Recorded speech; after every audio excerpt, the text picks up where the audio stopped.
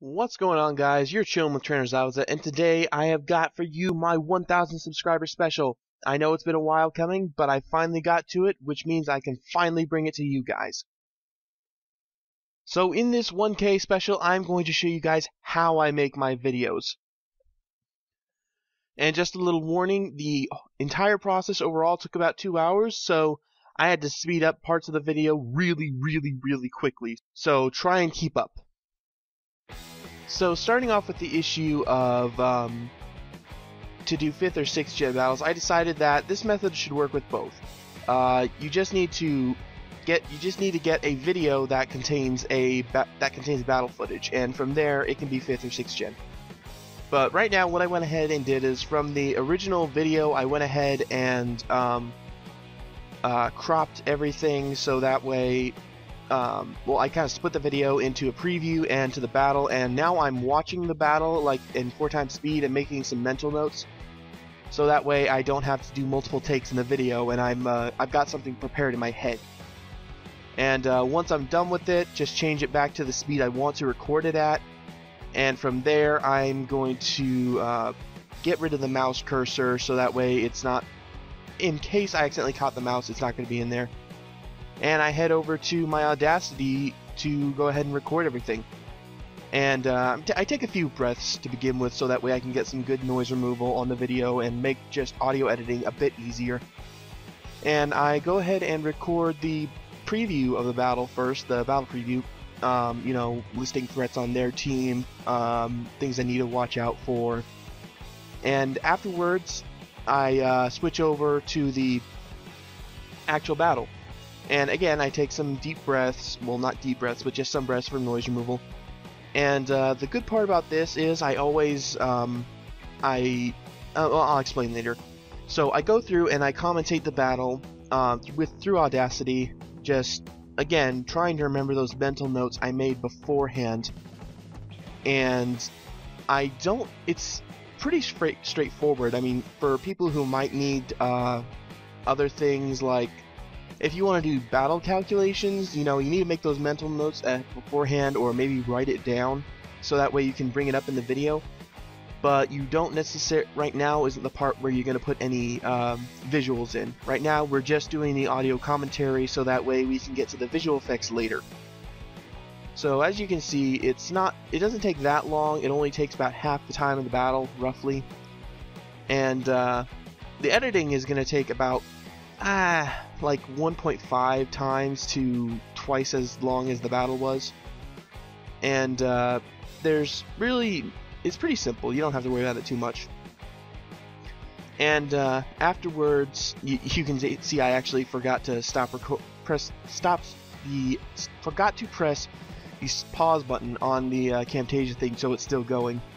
But it's no big deal, because now I'm just recording my talk of the day, and kind of like unlike the beginning of the battle, or beginning of the video, I don't actually need to look at the team preview or anything.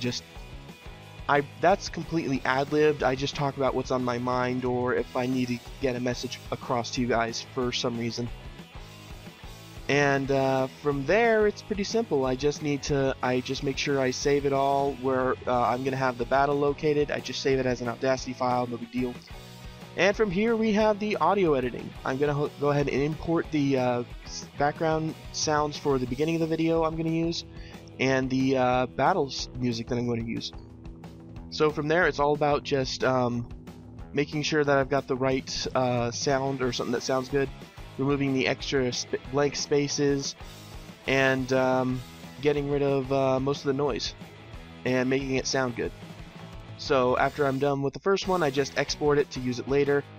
And I actually take different samples of like deeper breaths to make noise removal easier, which it does work sometimes, but other times it'll make the quality worse, so you just kind of have to deal with it. And you may notice here that I'm like cutting parts and putting them somewhere else. That is because a good rule of thumb is that you do not want too much blank space in a battle video, because it'll pick up the audio background, which sometimes you're not allowed to use. But another thing is that too much space in between, or too many pauses in between talking is not good. So once that's all fixed out and spaced out and everything, it's ready to export.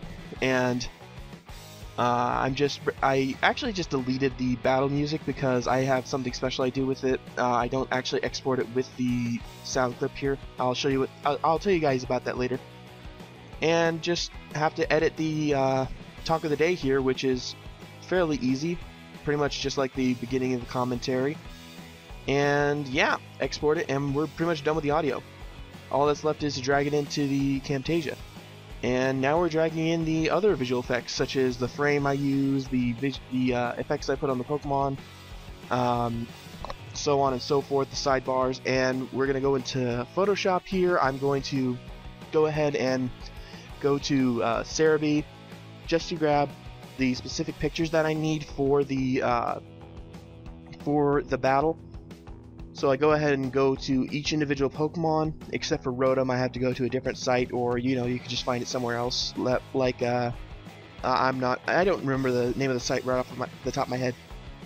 But other than that, I just go to Cerebi to go ahead and grab the sprites for my grab the sprites for my sidebars, and I import them. So one thing that's important when doing this for the sidebars is A, get rid of the old Pokemon in case you want to reuse the sidebar, and B, you need to make sure that most of them are relatively the same size. So it's a good idea to go ahead and grab the ones that don't quite fit and kind of enlarge them to the size of the ones that do fit, that well, to the size of the rest. So we go ahead and move them over to our little grid here for the sidebars, and now that we've got them the right size that we want them, we go ahead and just place a poke in each box, and that'll pretty much do it for the sidebars. It's pretty simple like that. You just need Photoshop or just some kind of image editor, but sometimes you'll end up with something that doesn't look that good, so you'll have to move it over maybe 1 or 2 pixels.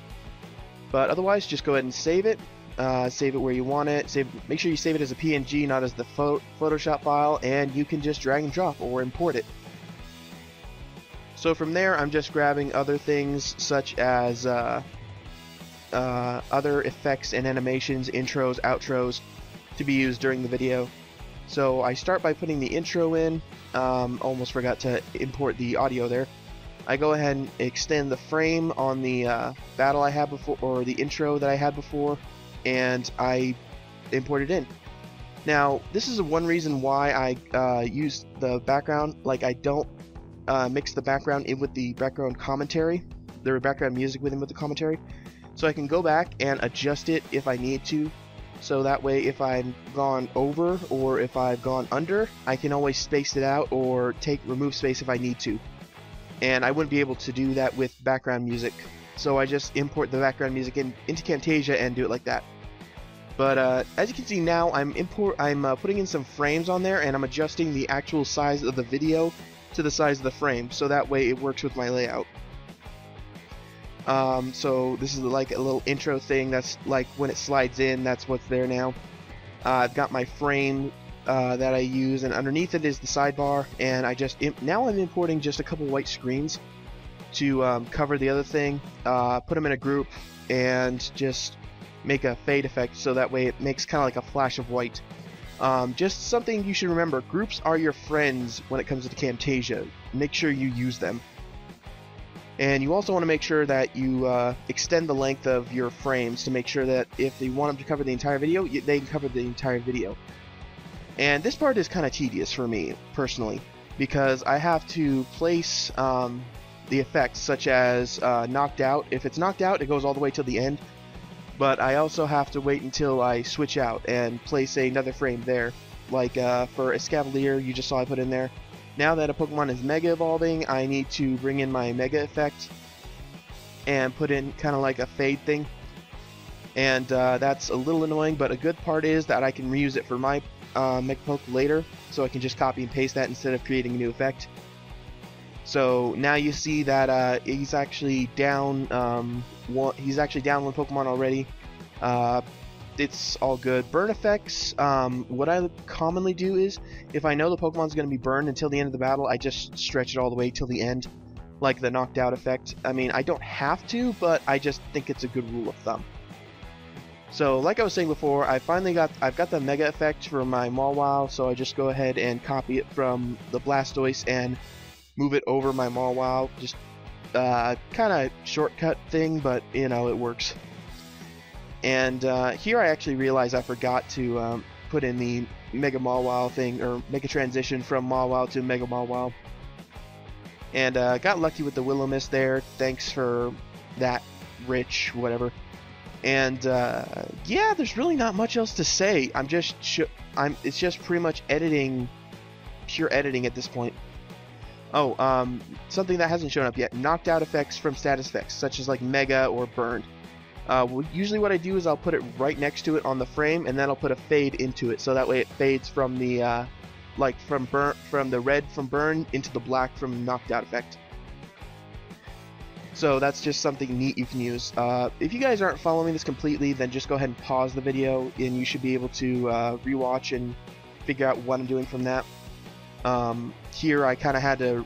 You saw that the Mega effect was gonna run out, so I had to bring it over and have it continue.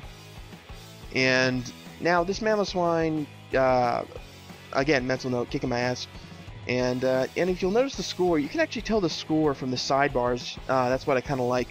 Even though there's Pokemon burned, you know that it's burned, so it's still alive. And now it's 3-2 in my favor, and I don't have to worry about much.